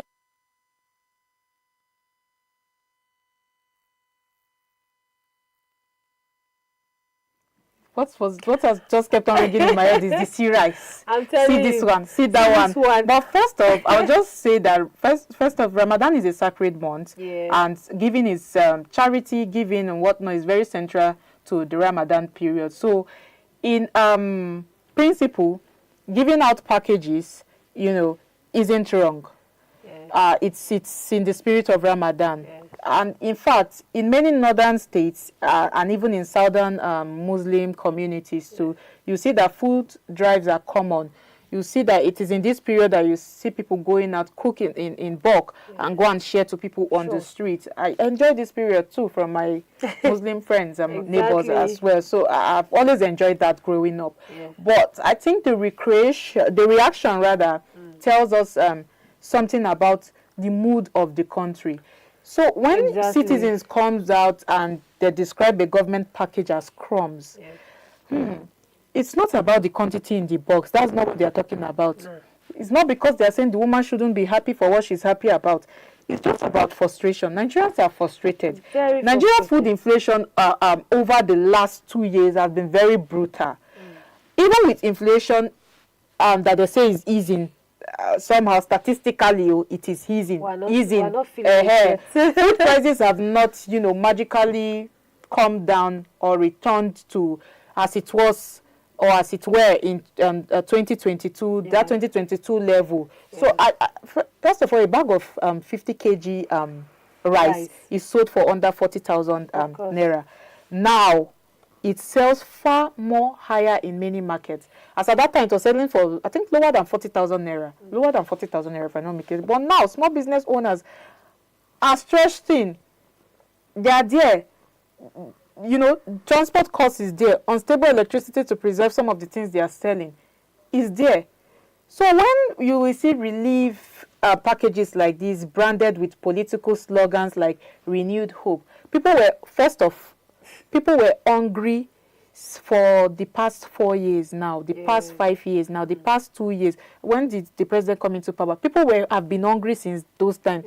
Why didn't you start from the first day you got into office to start giving us these packages every month? So if we see it now, we are not going to say, okay. But that's why I'm not tied back to Ramadan. That Ramadan is a time of giving. So this might just be the Renewed Hope agenda form of saying, for this period. You get for this period. But it shouldn't just stop at all of these renewed hope, because coming at this point in time, I don't want to say it's a coincidence. I want to say it's a coincidence rather, but some people might drag me at this end, and other people will drag me at this end, because some people will say it's not a coincidence because the election is by the corner. So this looks more like a political messaging to most people, and that's where the discomforts come from. That's why people are raising eyebrows and are roaring on the internet. Now, to be fair, the targeted welfare programs are common worldwide. It's not like I'm shifting that if you are trying to campaign, even if have campaign been open, have it been open for them to start? I'm not too sure about that, but I feel like any form of campaign is welcome. You get, so if it is targeted at welfare programs, it is also still good, because government supports vulnerable groups during religious seasons. This is not the first time. It's just because this one now is coinciding with the campaign election period, and I think they used to support. I think government usually support. I've lived in the north, in the middle belt, and I've seen this in North Central, and I've seen this happen. Most times when it's this Ramadan period, to go out and give people things, you see they'll share so many things, even in mosques and whatnot. But I think those programs, or if it is tied to programs, welfare programs because of election, I think those programs will work best when they are structured and transparent and, you know, not tied to political loyalty. Or if it is for Ramadan's sake, it should not be tied to political loyalty. And if these packages are being distributed by supporters group rather than through clear, you know, state welfare framework, that's where the problem is coming from. And that blurs that line between the governance and patronage. But then I'll just say short-term relief is not necessary in tough times. It won't ease anything. It can ease hunger for today, tomorrow. Next, it won't even last 1 week. Exactly. They should think about another way. But well. We don't have much to say. I don't have much to say. What I would say is the woman is not Nigerians' problem. It's how the thing came that is their problem. What we're saying is that we collect and eat, but when time comes to do the right thing, please do the right thing. Don't be influenced and don't be carried away, because the future matters than the present. That's all I have to say. The future matters than the present. Yes. I think is this to the woman? Or those that To everybody. But then let's see the last story we have here. Shocking footage has emerged from Ikot's Umbonde Itam Primary School. I hope I pronounced that correctly. Yeah, you did actually. I'm not from AKWA-IBOM State. Please forgive me. I can see. Showing people's skills to learn on bare floors in classrooms, stripped of chairs, blackboards and ceilings. Despite AKWA-IBOM receiving nearly 500 billion naira in federal oil revenue this year, students are seen lying in the dirt to write with no electricity or basic infrastructure. The footage has sparked public outrage, with critics questioning Governor Umar Eno's priorities as the state pursues luxury housing projects in Abuja while local schools crumble. In response, government officials yesterday blamed the decay on community vandalism. They insist that rehabilitation is underway, with over 1,000 school blocks targeted for repairs following the completion of 275 buildings last year. The state government is now calling on local residents to protect school facilities from theft as they roll out new model schools equipped with solar power and digital tools. However, for the children in Ikot and Bonde, the immediate reality remains a stark contrast to the state's immense wealth as they continue education. Their education in a facility that is little more than a shell. Please let's take a look at the video. We are here in primary school in Gombe, old school road, here in Uyo. Look at what the children are passing through. This is the chalkboard. The children in school, look at them here. And our governor is busy telling us that he wants to go and build housing in Abuja estate. But here in the state we have less privilege, that he would have looked into it and see how to help these people out. Look at the children here in school. Look at them. Look at what is happening. This is AKWA-IBOM State.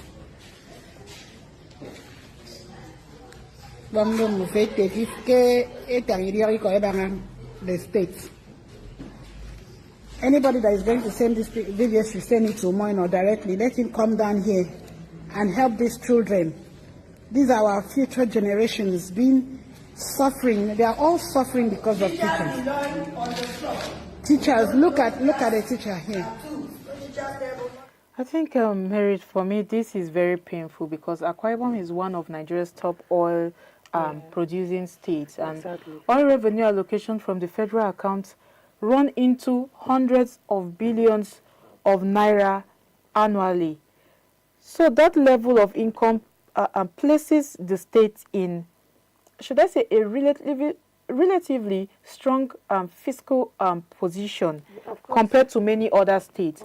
So when children are still learning in classrooms without chairs, without ceilings, dilapidated buildings, blackboards are not even there. I'm talking about blackboards. Who is talking about blackboards in this time? It raises serious governance questions.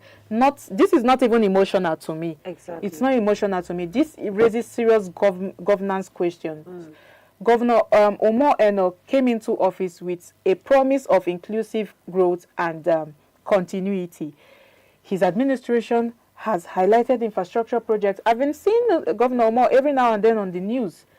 He has highlighted development plans.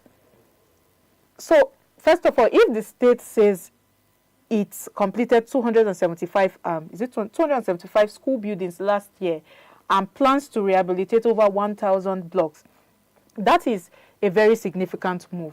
But where is it? They didn't check this school, or when they were checking schools that they are rehabilitating, they skipped some part of AKWA-IBOM state.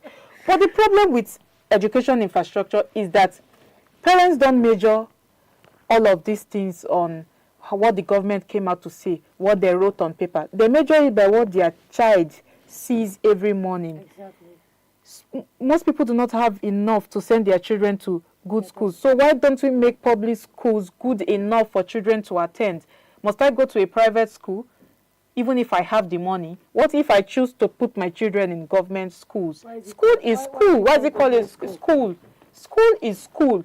So blaming vandalism I think there was a blame on vandalism too. It's part of it. It's partly valid here because we're talking about how they are, cutting away with covers for manholes on the roadside in Lagos Calabar Coastal Highway. That is another problem with vandalism, the case of vandalism. Government tries to do something. Government tries to make your life better at the end of the day. And some people are just there and they are very serious about scattering and thwarting, frustrating government efforts. Because if school facilities are often stripped by communities or criminal elements, we cannot lie about that. Sometimes they put windows, they put chairs, put tables, put some certain things. People will come there and take them away. But also, it also goes back to governance. Government should, that's why I say it's a governance problem here. It's not even an emotional problem for me. Government should include prevention, even as they are trying to build infrastructure. Exactly. Include prevention measures. It includes maintenance systems too as well. It includes community engagement too as well. Get community task force that will ensure that things that are put in place are properly secured. Why will the school not have security personnel there? Why would they not have security personnel there? How do they call them in Nigeria? Gatesmen. Why would they not have? Why would they not have people who will be looking at over the school when people are not there, or even if people are there? That's the reason the problem with insecurity too as well. When they came to schools to carry how many thousands girls, how many hundreds of girls, carried them and they said they took them into the neighborhood. Well, if that school has security aid personnel that are trained though, very trained, proper ones, they wouldn't carry them away just like that. Course. At least they will go through some set. It wouldn't get to that number. So it includes a lot of community engagement, engage the community so that they'll be strong enough. Engage them strong enough that people will see that the school are theirs. Yeah. Build that sense of ownership in them and not as government property to be looted. Oh, now government put them, go carry and we won't go sell them. The government. Tell them that it's their own. It's for the betterment of their societies, for the betterment of themselves, of their children, of their future, their children's future. Let them understand. Nobody will come and take care of these things for them. Those task force too should be selected from the community as well. So let's also put, there's something I also want to put into perspective, because basic education is the foundation of human capital. Exactly. I think we talked about this some days back on the Dear Morning Digest, how we are not taking this as seriously. We have to understand it's not just an economic problem, it's not just education for education, it is a human capital it's a foundation of human capital. If you breed good people in the society, you build the society, you develop the society in turn. If you are building, you're cutting away with things, how will these children learn well? And then when they come to the society, come to the workforce, they cannot operate computers, they cannot do anything, they cannot, make any good out of themselves and, be productive in the society. It is because of, it falls back to some of these issues. So when children should not learn in poor conditions, it will affect their concentration, it will affect their dignity, it will affect long-term outcomes, it will affect their life as a whole. But then, Mary, let's just have your... You said everything that I wanted to say, really, because this is actually touching, in as much as we're looking for a forward solution towards the problem. Children learning in an uncomfortable environment, I won't even say they are learning, because they will definitely not learn. At the end of the day, most of them will come and play around, and most of the teachers will not even give their 100% attention. So when you say you're raising leaders of tomorrow, you need to concentrate on them, you need to put much to get them. And most of these things happen in rural areas, rural communities. And when the government is being asked, they'll tell you they've gotten budgets for so thing, they've paid for so thing. And at the end of the day, sometimes the money don't even get to the right people, because it's not well monitored to even get to those places. And you see poor structures here and there. So now people do not even have belief in government schools anymore. That's why I see most parents taking their children to private schools, not because they can afford it, but because they feel they would get better education. Every parent wants their child to go where they will get better and good quality education that they could not afford and during their days, or they could not have, or even if they had, they want best for their kids.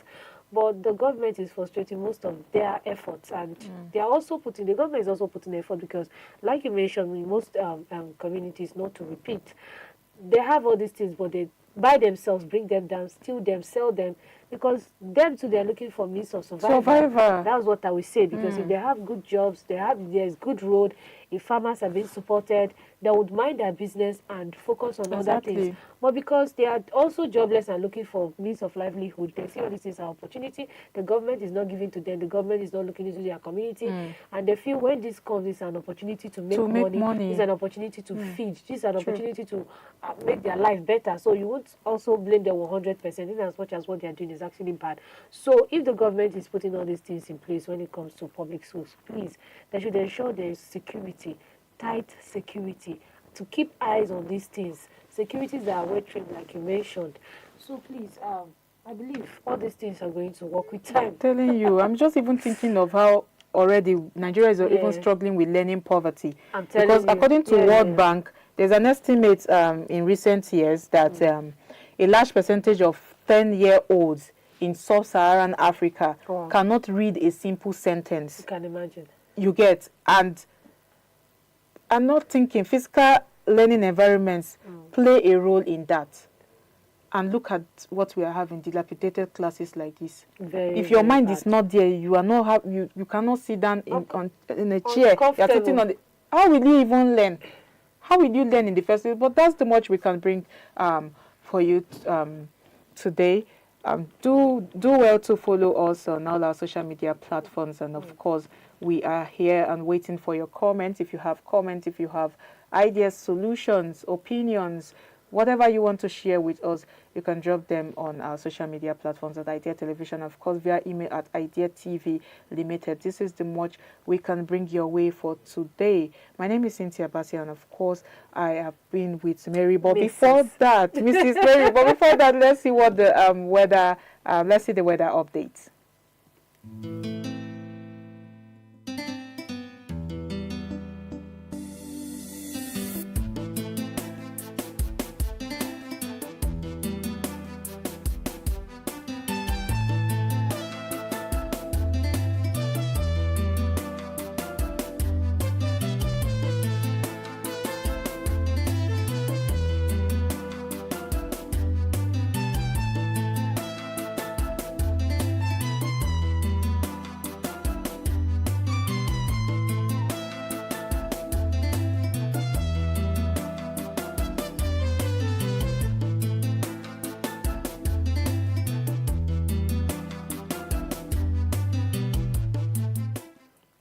All right.